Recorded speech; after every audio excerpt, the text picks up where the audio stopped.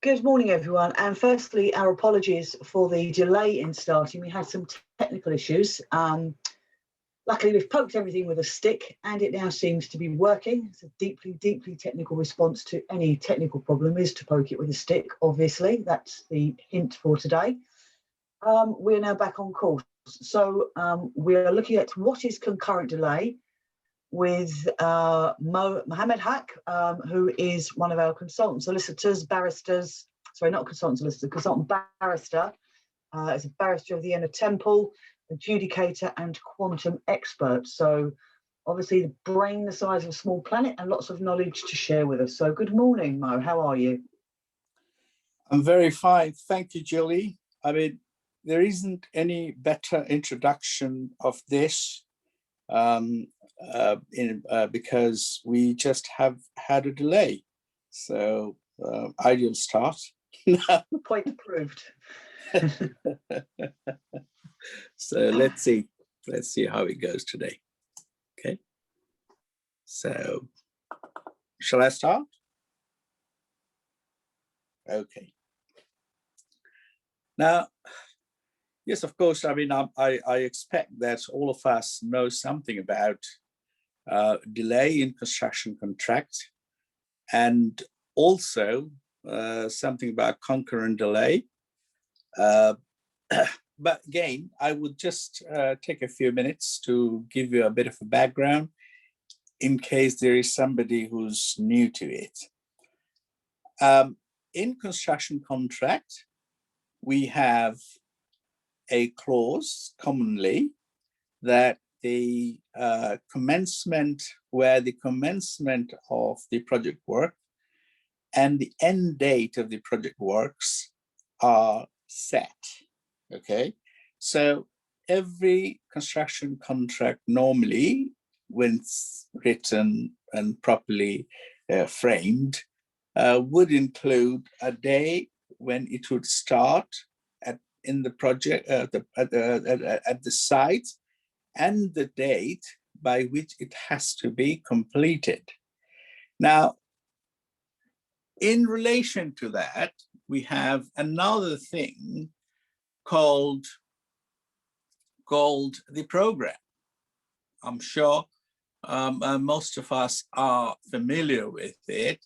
The concept of a program, obviously, means that we first create a schedule. We first create a schedule of all the tasks under the contract, and we then assign time. We then assign time against each of these tasks. And then we know that we have a period of time in our hand, obviously, from the date of commencement to the end date, and we then divide these things into shifts and working days, and then assign each task to one slot of a shift. That's the basic task of programming. And from there, it's not yet a program, it's a schedule of works, period assigned to it. Then as soon as we link that schedule of works to a calendar, the schedule of works and time becomes a program. Now, a program could be a mandatory thing into a construction contract, or it could be a contractor's choice to decide which thing to do first and which thing is not to, which thing to do next, and then so on and so forth. The program, although it may seem that the contractor has the choice to do whatever they want to, but the program is sometimes not such a free choice. Why not? Because the construction project, every construction project or every construction work, or most of the construction works items has a particular logic or a pattern in which you have to do it. For example, if you are doing a wall and it's a simple brick and mortar joint wall, obviously you can't say, I'll do the plastering or the rendering or the dry lining before I do the brick and mortar work. So it has a logic inbuilt in it. And that's how the programming or scheduling or slotting the work into a particular set is not so much of a choice of the contractor. There are scientific logic behind it that you have to follow. Well, imagine that we have the contract, we have a schedule, and the work didn't happen during that slot of time. What does that mean? That means delay. Simple. You know, everyone can understand that. Now, there has to be somebody who would take the responsibility of the delay, be it the employer or the contractor. In vast majority of cases, it's not a problem. You know, the contractor didn't come to the site on the particular day. It's his problem. That's why it didn't happen. At the same time, if it so happens that the employer couldn't provide something he was under a responsibility to, that's his problem. So if there is a delay, the employer should be responsible. Now, in rare cases, in very, very rare cases, there are events like that where both the employer and the employee are, both the employer and the contractor are having a delaying event. Okay? For example, the very simple example, it's like not even maybe practical, but it happens or possibly can happen. Just for the sake of our understanding, I'm explaining this, that for example, the contractor's gang didn't arrive at the site on a given day. And the employer says, hang on a minute, you should have come and you have delayed the work.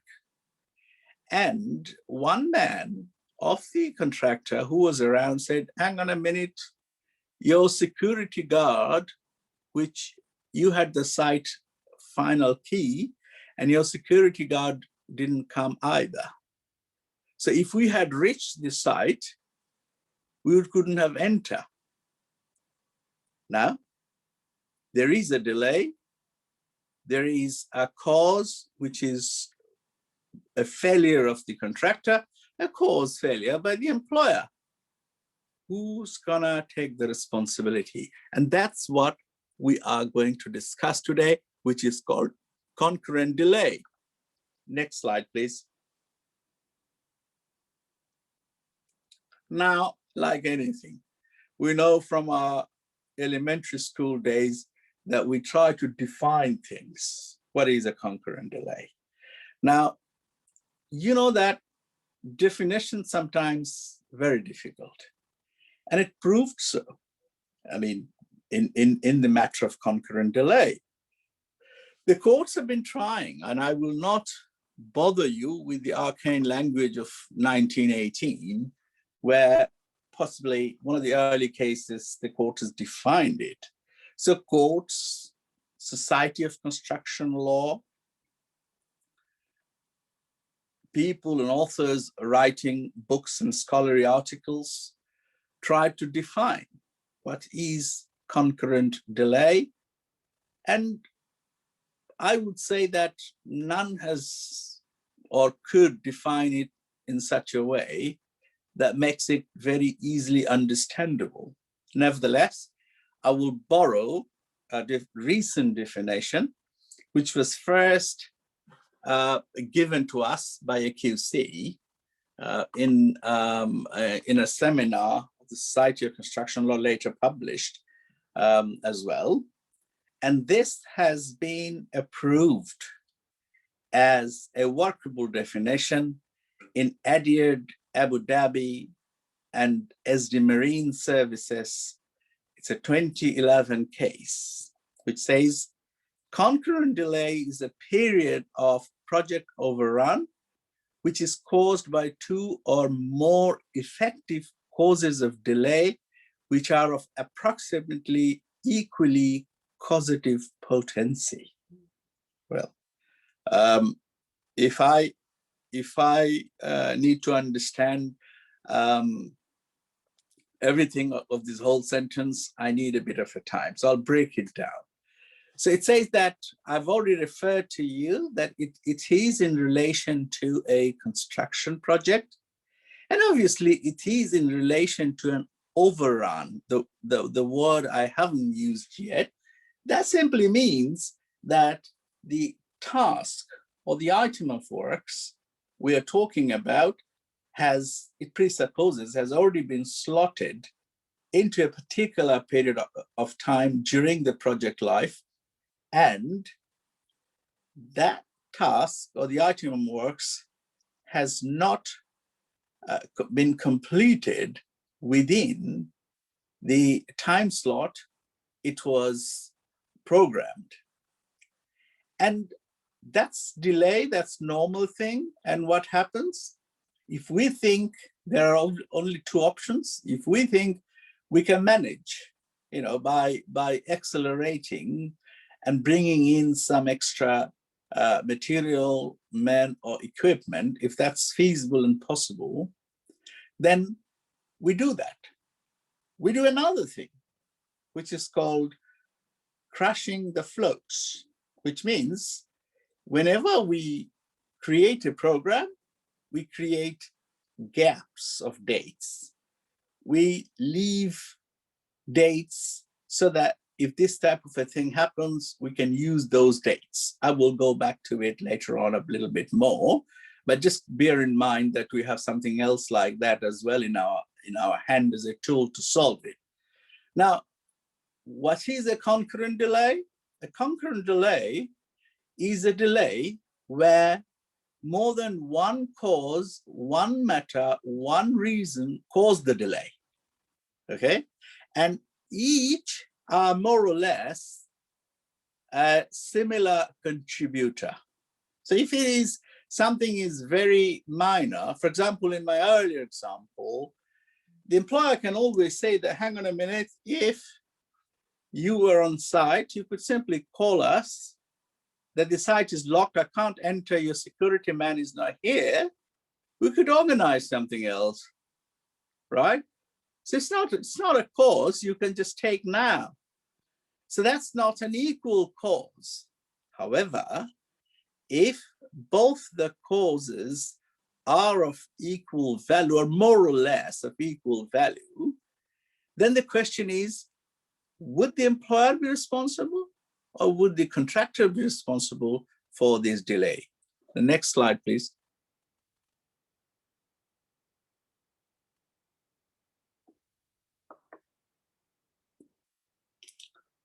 The question, of course, we might ask,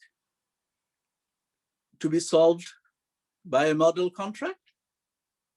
The question could be asked, can we get an answer and a solution from a statute or anything else, any book of engineering?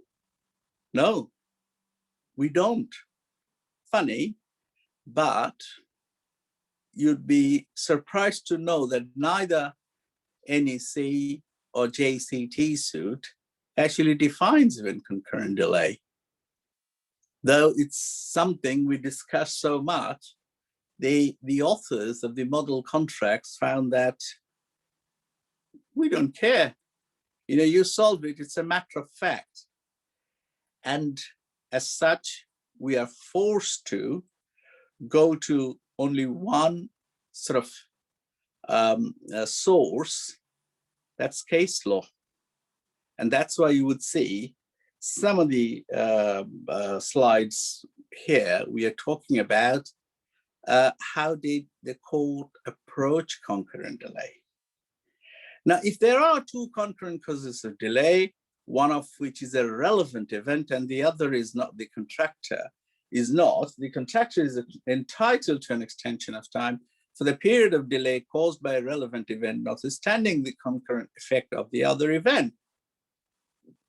Again, you may think, what am I talking about? What is a relevant event? You know, these guys must have had a nightmare last night. He was just the other minute talking about overrun, now about relevant event. Now, those of you are familiar with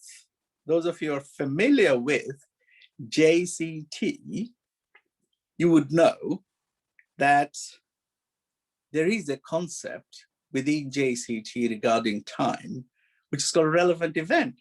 A relevant event is something which entitles the contractor to get an extension of time, okay? Now, I say to you, the contracts didn't or never wanted to define it, but there is this indirect link which court has picked up. The name of the case is Henry Boot Construction against Malmason Hotel, Manchester. It's a Court of Appeal decision, so it's not something very, it's of high value, I would say. So the court picked on it. What's that? They're saying, hang on a minute, the contract has provided certain events to be compensated in a way that an extension of time be granted. And at this point, I will take the opportunity to define the interrelationship between delay, relevant event, and extension of time. First of all, a delay, if the contractor can manage, and if it's his own responsibility, or if it happened because something didn't work right, no problem. But if the delay causes the practical completion date, meaning the date on which you have to finish the works at site and hand it over back to the client, is needed an extension due to the delay, then obviously you have no other option but to ask for it. Otherwise, what happens? For each extra day, normally you are penalized. Well, the word penalty is not so good in contract, but in industry, we just call it a penalty, or you are penalized in the sense that you pay a fixed sum to the employer. Obviously, if employers to pay more, then they just deduct it to discount the payment. But the contractor, become responsible to that damage, which is we call liquidated damages, because it's estimated in advance of the contract. So loads of things. A delay occurred. The delay is such that it's going to delay the end date of the project or finishing of the project by whatever number of days. It cannot be managed by using the floats or anything else, okay? And then you got to pay, you the contractor, I mean, got to pay liquidated damages because that's the agreement. Now, what the contractor would do, he would go back and say, look, I'm not responsible for this, and please grant me an extension of time so that I do not have to pay the liquidated damages. Now, the contract model JCT defines a list of events, delaying events, where the contractor is automatically entitled to apply for an extension of time. So in any concurrent delay, the contractor's best case is to just go back and say, look, I know it's a delay, but this happened because you have given me a variation, and the variation requires something new to be purchased, and the lead time is high. So what can I do? So he's got an excuse. So that's what the court in Henry Booth saying, that if there are two concurrent causes of delay, one of which is a relevant event and the other is not, then contractor, to be honest, can take shelter under the relevant event and say that I'm not going to pay the liquidated damages. You have to give me an extension of time. Those of you you use JCT quite regularly or is a construction professional also know that sometimes we can seek loss and expenses for delays as well. Now, that's something is not always mandatory as it is believed to be. And in Henry Booth, or Malmason, whatever way I call it, the court has reminded us of that. Next slide, please.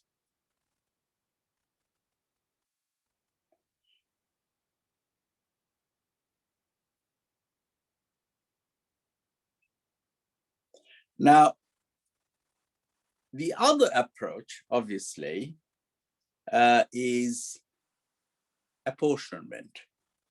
Because if, again, I say it occurs very rarely, but if it so happens that there is a delay for which there are two causes, two equally culpable causes, which has, or at least approximately similar in nature, which caused the delay. And obviously one is on the shoulder of the employer under the contract, the other is on to the contractor as an event, then why not just simply apportion it, you know? And it could be a site level arrangement, it could be a management level arrangement, it could be, and whenever you are apportioning it, there should be a sensible approach of taking the fairness and reasonableness principle into consideration, the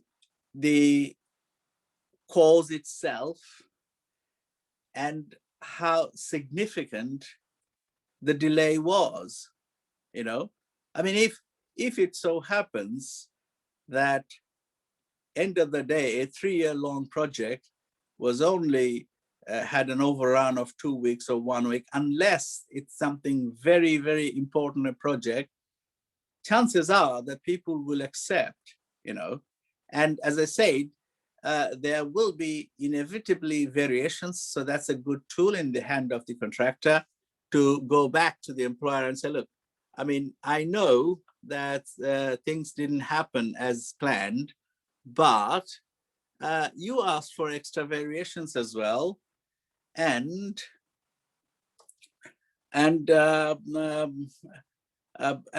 you should be considerate because we didn't ask for extra time for the variations.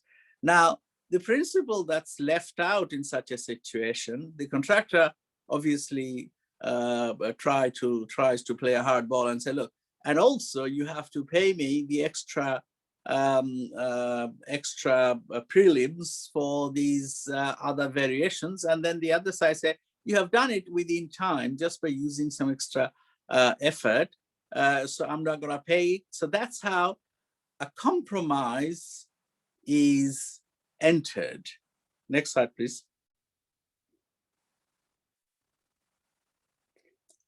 And this is altogether encouraged. And the famous case of Walter Lilly and Mackay, obviously Lord Aikenhead, has taken the burden of saying that this principle, as agreed or decided in the industry, agreed later on, is a very fair one, and it should be taken as approved in the language of Law Aikenhead. I just read out for you. I'm clearly of the view that where there is an extension of time clause, such as that agreed upon in this case, and where delay is caused by two or more effective causes, one of which entitles the contractor to an extension of time as being a relevant event, the contractor is entitled to a full extension of time. The fact that the architect has to award a fair and reasonable extension does not imply that there should be some apportionment in the case of concurrent delay. The test is primarily a causation one. It therefore follows that although of persuasive weight, the city in case is inapplicable within this jurisdiction. Now, what Walter Lilly is telling us is that the apportionment and the compromise route is not strictly under the contract. This is in ADR. So if we are in contract level, what we do, because the contract says that relevant event will receive, for relevant event contractor will receive extension of time, we'll grant the extension of time. The Office of Architect in JCT, although has to work fairly and reasonably, it's not an office of a mediator or any other like expert determiner. So bearing in mind, but what I try to say always that this idea or a thought after the Mann-Mason case is not to be forgotten. The industry has developed it as a very effective tool to apportion it and to share the burden in a reasonable way so that there is a solution. Okay, next slide, please.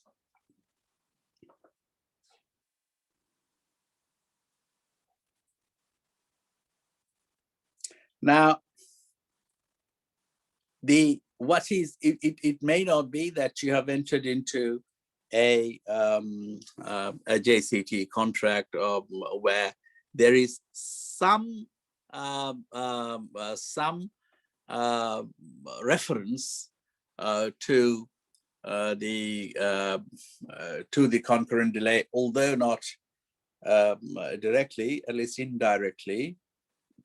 So some think that the best thing to do is to expressly deal with the matter, that what will happen in the case of concurrent delay. That's another very fair approach. If you are in a situation where you are entering into the contract now, you're at the procurement stage, then if you, the parties, simply say that what will happen in case there is a concurrent delay, the matter goes away. You know that it's just like a frustrating event, act of God, been listed into a force majeure clause and then giving the parties what the consequences gonna be. End of the day, it's a contract and it's your contract.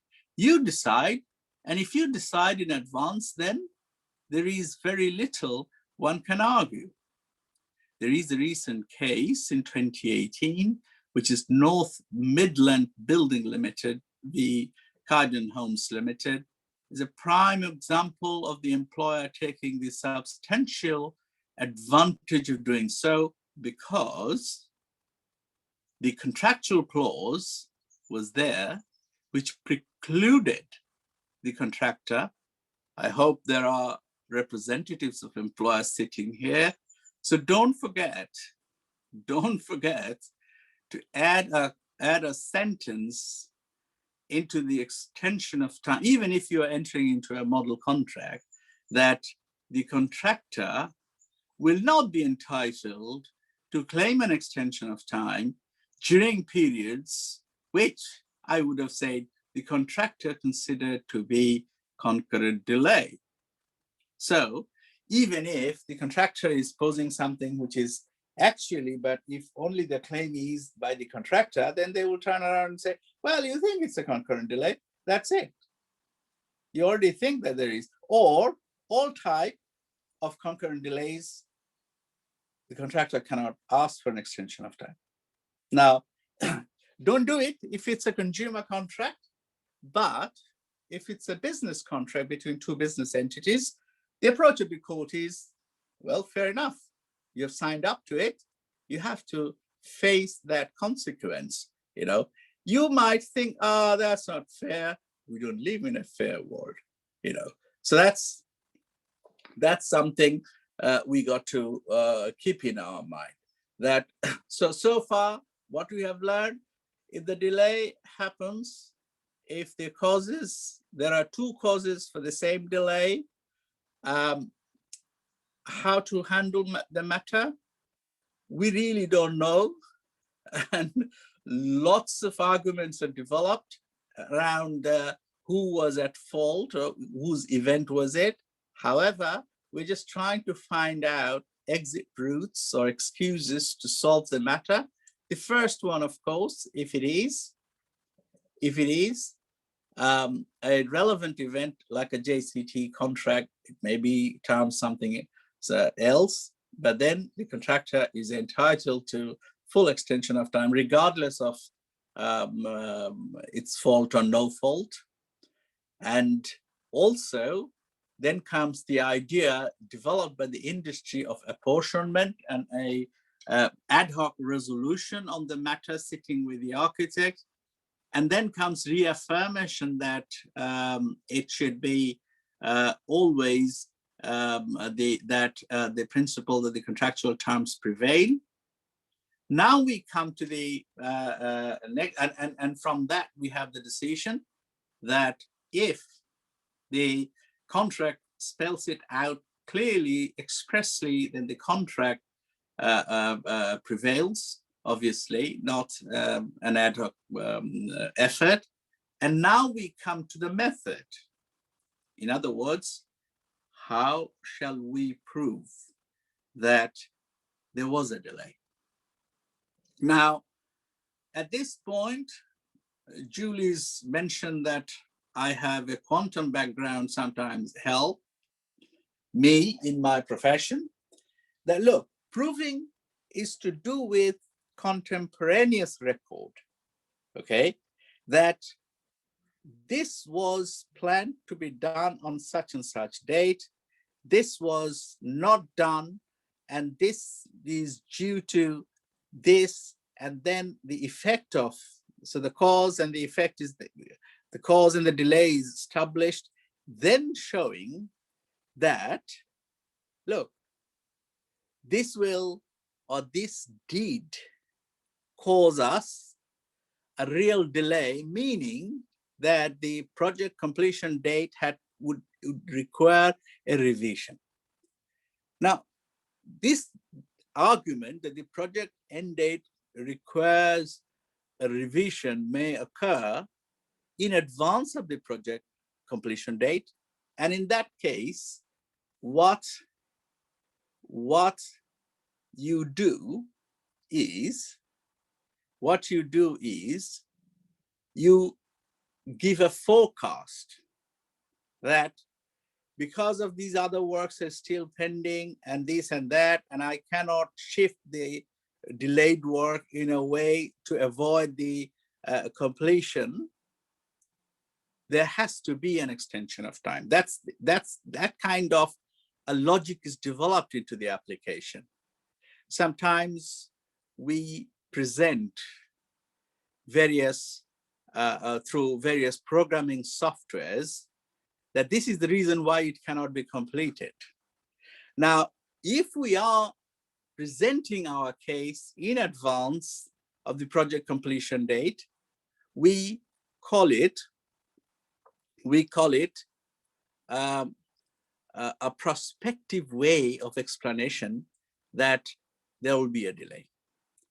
If the the project date is already over, and we are presenting something that this is the reason the delay is linked to that event, and that event is a concurrent delay, so the other part is also responsible, so I'm not responsible. If that's the argument, we actually are talking about a retrospective time analysis of the delay.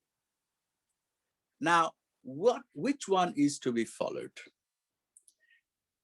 One thing for sure, that all the the jugglery of the dates and so many time slice graphs, this, that, the other, this method, that method, it doesn't, the courts doesn't get excited about that. The courts, they think, wait a minute, we are not programmer here. We don't want to listen to this. So give us first a simple cause and effect analysis supported by evidence, because the court is more worried about evidence than your sophisticated presentations.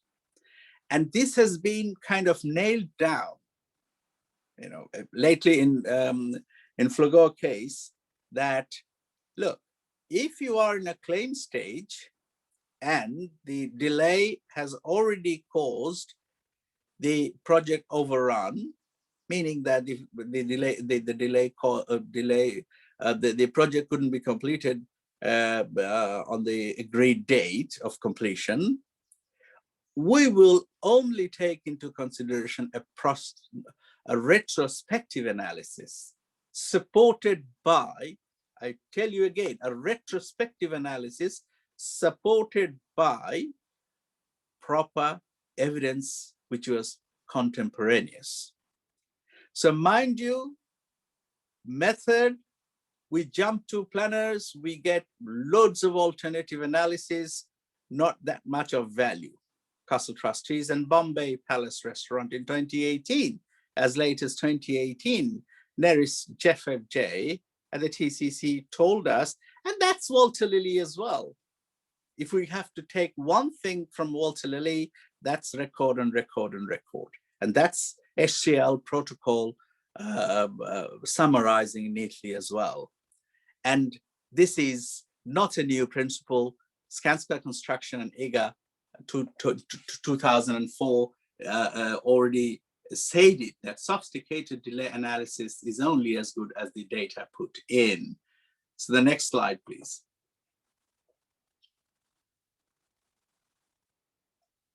Now, I have more or less actually covered this, but just because this is a slide and another, I'll just say two things.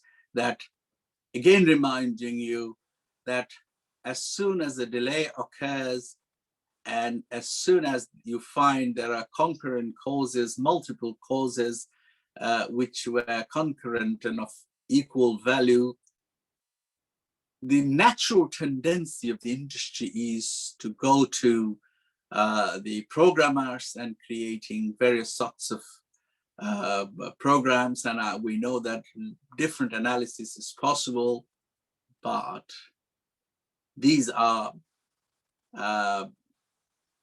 all gone if we are in a claim situation where the delay has actually occurred.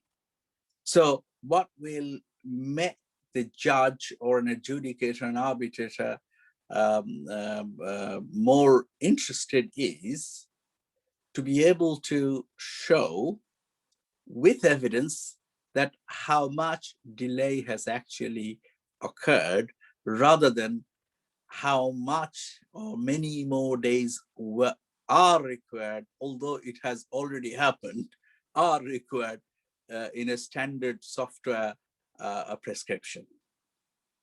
I don't know if you're having any difficulty. I'm repeating it, that if the delay has occurred and you know exact time shifts, number of people required to cover the delay, or the way the delay has occurred, then what's the point of an analysis that a software says this is the reasonable one, or these many days are needed? You have already done it. So retrospective is the preferred mode of analysis, supported by cause and effect and proper evidence. Next slide, please. Now, again, further elaboration on it. What is all the more surprising is that the form of contract was NEC3. This is a little bit more elaboration of the case, which expressly requires prospective analysis. Now, I'm just trying to elaborate that how the judges work. So the NEC3 says delay analysis should be prospective. Now you might say, the judges, they don't understand model contracts because they never practiced it. They're theoretical. This is a judge who never knows what construction is. Sorry, no.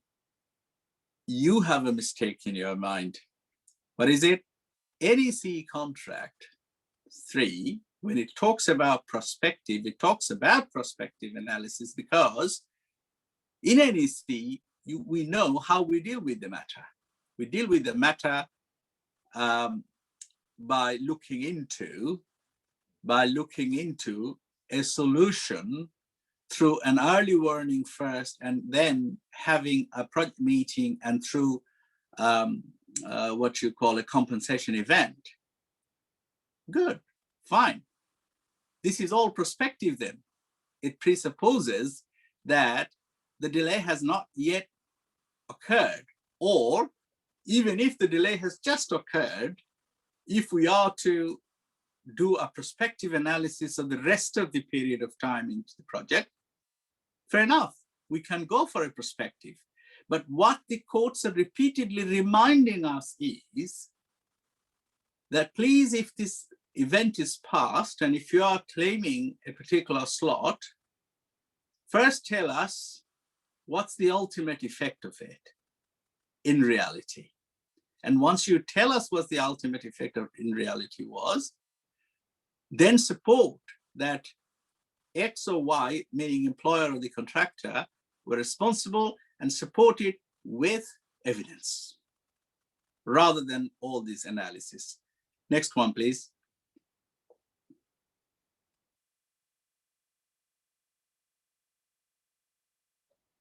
The next slide, please.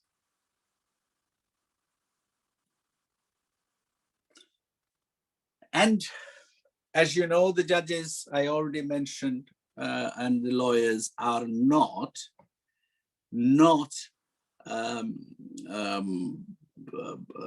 planners. They are from that perspective, are lay people. And if you can explain the rules of hopscotch, how to play this to a young kid, I'm sure you can explain a judge what you are trying to say, or what you are seeking for, or why you are entitled. And as such, the most preferred method in the eyes of ADR tribunals and courts is a simple, I'm sorry if there are programmers around in this audience, but I would say impact as planned analysis. And anybody can do that. You don't have to be a programmer for doing it. Is that, look, if this was the time when we have slotted this, and for this reason or that reason, it didn't happen.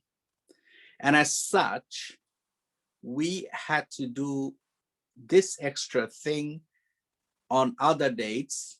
Obviously, the contractor has a duty to mitigation.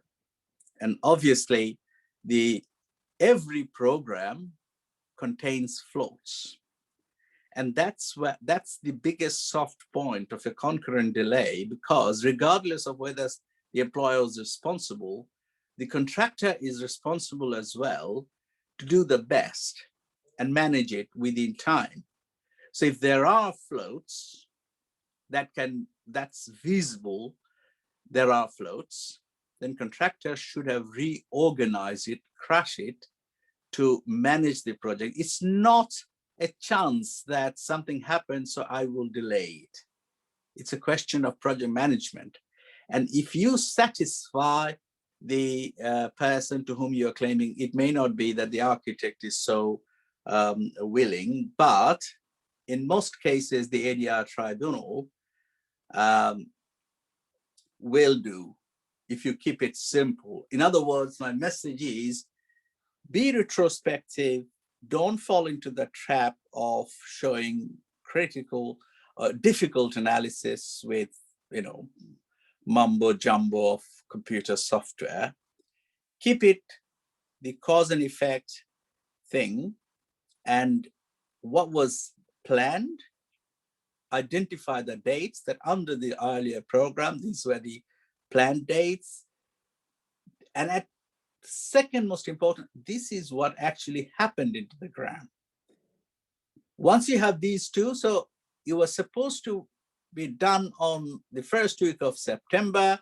Because of this and that, which is beyond my control, a very common phrase in FIDIC for the contractor to ask for an extension of time beyond my control.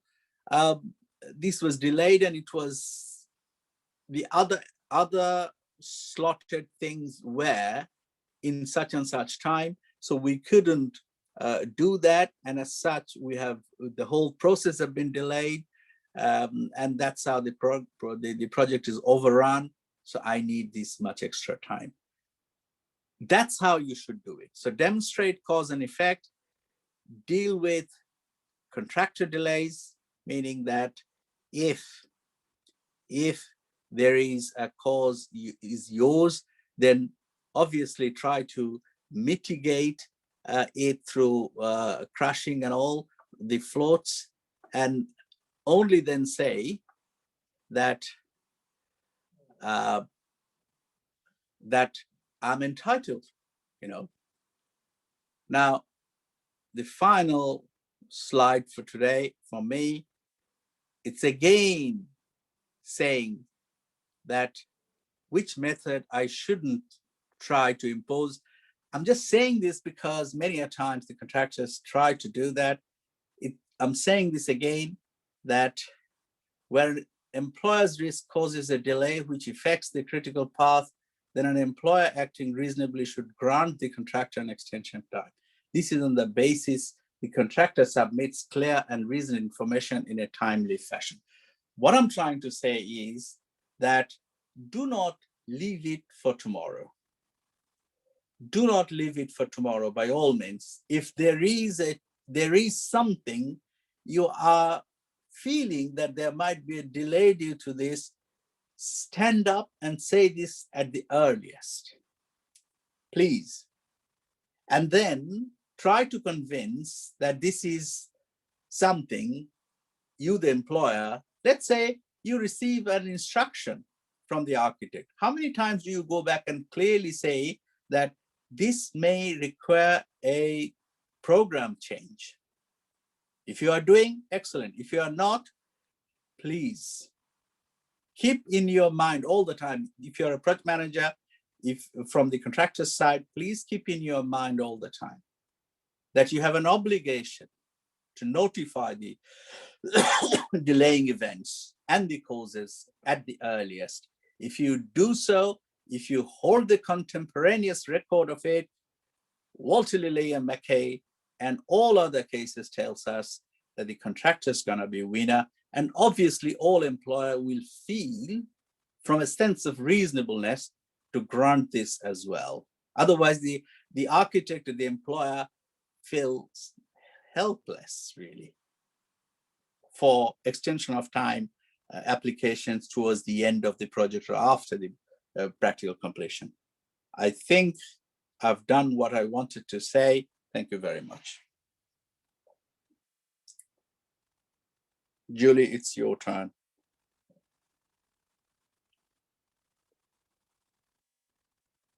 Julie? Sorry, Mo, I was just having to stop. It's a little more difficult when I'm doing the slides as well. This technical thing is killing us this morning. It is. It is. Okay, thank you for that. We have got a couple of questions come in.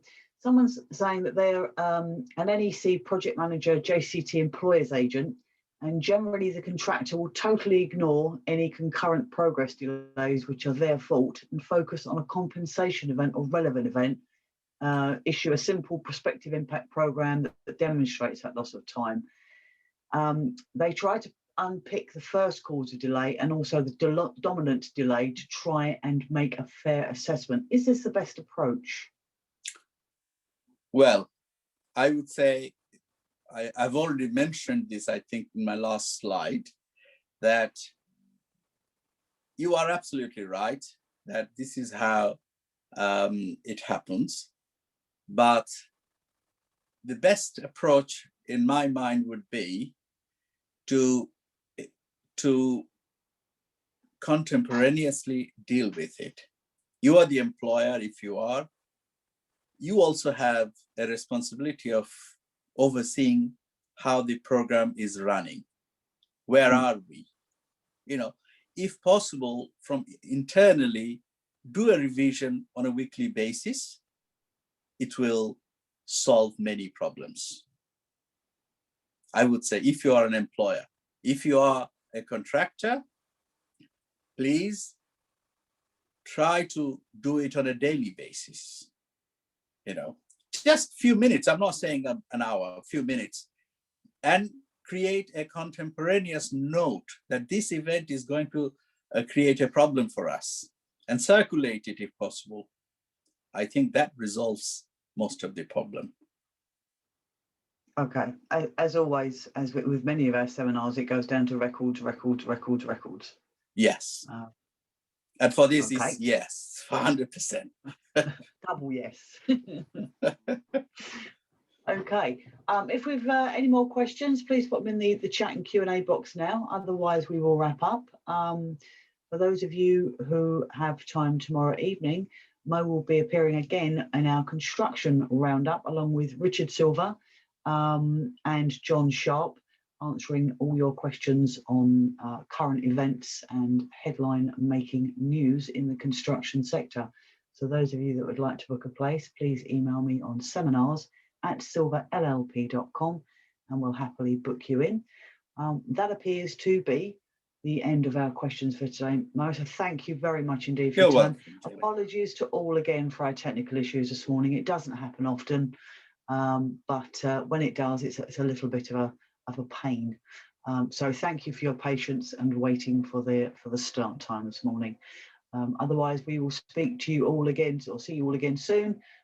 We have got, just a note, on our website, new dates up from May to July, new topics and new titles in Mohammed's series on adjudication matters, as well as some of the others. So pop over to that and have a look and make some bookings, and we'll see you all again soon. Thanks, everyone. Thank you, Mo. Thank you. You're welcome. Bye.